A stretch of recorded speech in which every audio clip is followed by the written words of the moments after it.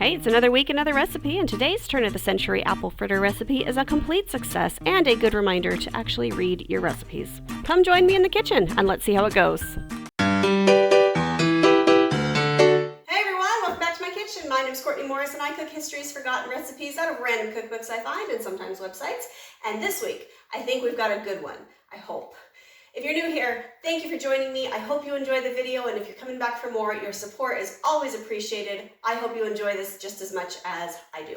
All right, so today we are headed back to the 1920s with a Mrs. Beeton's recipe. And if you don't know who Mrs. Beeton was, she is considered the mother of all recipe, housekeeping, how to run your servants manual. I mean, her books are gigantic. I mean, not literally that big, but they have a lot of information and a lot of recipes, which all of which I've tried have been really good. So we're going to take it and run with it and hope this apple fritter recipe from the early 21st century is any good, because I love a good apple fritter. But don't get me wrong, I like most things that are fried, so let's hop to.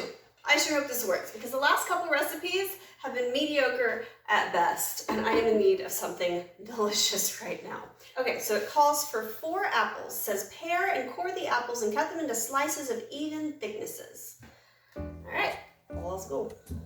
So they didn't say what kind of apples to use, and I don't know what apples I'm using. I just grabbed a bag from the store because we needed apples, and they were the cheaper ones. So I'm assuming just about any apple is gonna work, because you're gonna deep fry them anyways, so they're gonna be mushy.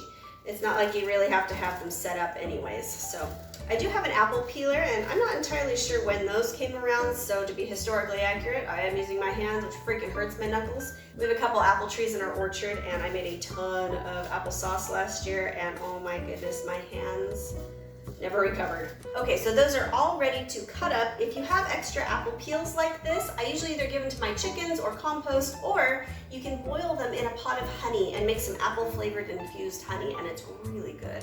Okay, so now I need to cut the apples into uniform sizes. As far as the size goes, we're not making pie, we're making a donut really, and so I like bigger chunks of apples in my apple fritters, but they can't be, you know, pie size, like huge, because then it just doesn't work. So it does say to slice them, so I'm just gonna slice them like I was going to put them in a pie, and then maybe make them into thirds or fourths after that. Okay, so those are all chopped up, and it really doesn't seem like that much, and I think it's because in my brain I'm thinking apple pie, and it has to be a lot, but these are apple fritters, which are a donut, which is not a lot. I put that in there, and then it says to sprinkle them well with sugar and let them remain thus for half an hour. I guess we're just gonna sprinkle this on liberally. Okay, so I've got it to the point where my apples feel like they're covered in sand, and I'm gonna let them sit thus for half an hour. Okay, so I've got my apples over to the side. We're gonna let that set, and we'll move on to the next part of this recipe.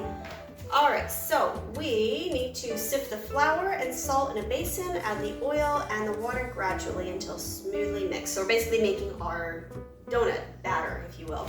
Okay, so this is different than any of the other ones I've made, because most of the donuts that I've made and the fritters I've made are all flour with a little bit of fruit or filling. I'm only allowed 2 tablespoons of flour for this, so I'm not sure what's gonna hold this together. Okay, I must have misread that in the beginning. I must have really misread this recipe, because I get 1, 2. That's all the flour I get. I mean, I don't know what I'm making now. I don't know what I'm doing, but there's sugar in it, so that means it's going to be good, right? I hope. I need a good recipe. All right, 2 tablespoons of warm water, a dessert spoon of salad oil. Here's a fun fact for you. These spoons that we use to eat regularly is called a tablespoon. The big ones that come in those silverware sets are more of a serving spoon. These are not tablespoons. Do not measure your ingredients with this.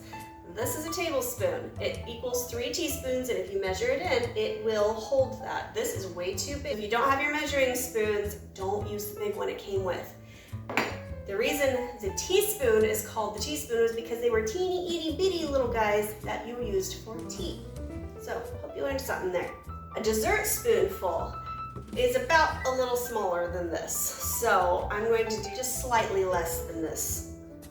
And then salt. It just says salt, so I'm just gonna... Salt? There's nothing to mix. Look at that. There's nothing. There's literally nothing to mix. Let the mixture stand for at least 1 hour and then beat in the stiffly whisked egg white. I was supposed to let that stand for an hour? What is it gonna do? I mean,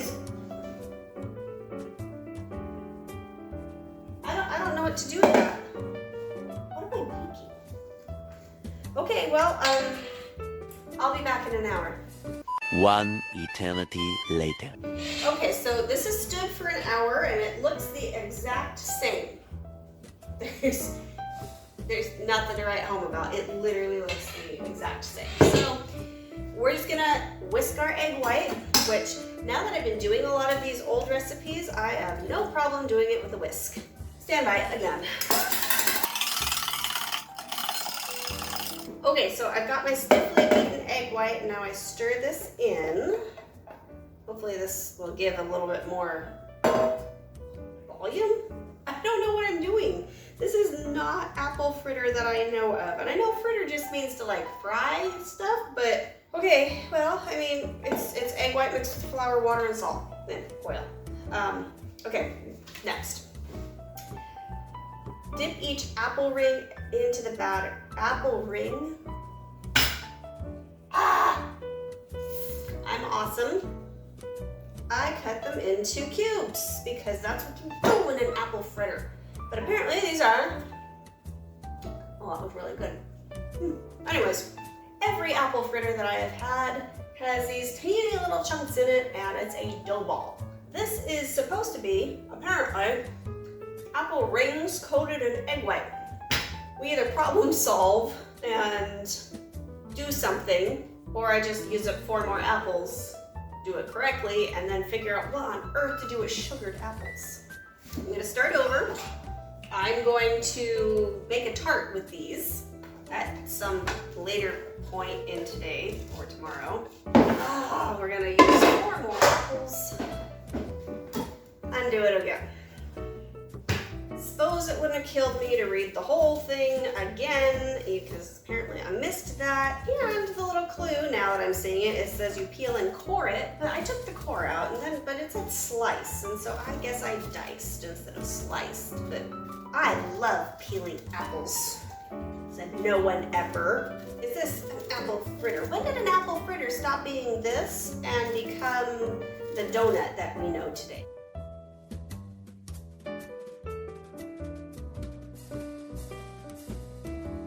My floor is littered with apples. I am making such a big mess. I have apple juice everywhere. So now I'm gonna re-sugar these. Let them sit for another half an hour. Give it a shot. These have been sitting, and I'm going to, I guess, coat them on each side is what it said. It doesn't look like it coats very well, though. Oh, there we go. And let's see what happens. It does say to fry them slowly. So I'm worried that I'm only 5 in, and that's the amount of batter I have left for that many apples. But look, I don't know if you can see, they're kind of puffing up a little bit. I was not expecting that. Oh, well, that looks all right. All right, these have finished frying, and it said to dredge in powdered sugar. I mean, they are crisp, they're light, and powdered sugary. So let's give it a shot. Oh man. I like these better. Oh my gosh. Okay, so I compose myself here. I'm a little excited now. So these taste like an apple fritter in the donut sense of the word. But the apple, because most of it is apple, it is just like this burst of like juice and flavor, and it is crispy. Like the outside's crispy, but the inside is like a gusher. It's like this burst of just juice, and the flavor of the apple's so good. These are my new favorite, really. I think I like these better, and I mean, really, what an economical dessert. 2 tablespoons of flour, a little bit of oil, hardly any sugar, and mostly apple. I mean, I am making an absolute disaster of myself. I am full of powdered sugar, but you guys, this is a winner. This is going in the recipe book, and I am so excited. My goal today was to have a recipe that wasn't a failure. This channel is all about experimenting on old recipes, but also finding recipes that are economical, that are something out of nothing. And I mean, really, you could do this on a budget very, very cheaply and actually make quite a bit. Now, the one thing that I will say is that the batter that I made didn't last for all the apples I had cut. It went for about 3/4 of the amount. So I think where I went wrong there is I used too much batter, thinking of like coating like a fried chicken, kind of a coating, like a big thick batter. Whereas the ending apples were a thinner batter, which I actually like better. They're more crisp. I am a mess, but I am a happy mess. For as much frustration went into this recipe, the outcome, now that I know what exactly I'm dealing with, I am so happy. And I'm going to be making these and perfecting these over the next little bit because I really like it. If you've made it this far, thank you so much for joining me. I really hope you enjoyed this recipe as much as I did. I am so giddy, I can't stop smiling. My cheeks are hurting. Ugh, if you haven't already, please hit the little subscribe button. Please hit the little bell notification that'll let you know that I upload every Monday with a new historical recipe that are sometimes amazing and sometimes not so amazing, but you win some, you lose some. If you did like this video, please give it a like. It helps the algorithm show my videos to more people, and I would love to grow this community. It's been awesome knowing your stories. And if you have a recipe you want me to try out or you're too scared to try, let me know and I will try it for you. And while we're on the topic of deep fried, if you need anything else to watch after this, check out my deep fried French toast video. It was another superb recipe. I will see you next Monday with a new historical recipe. Thank you so much for joining me. Bye.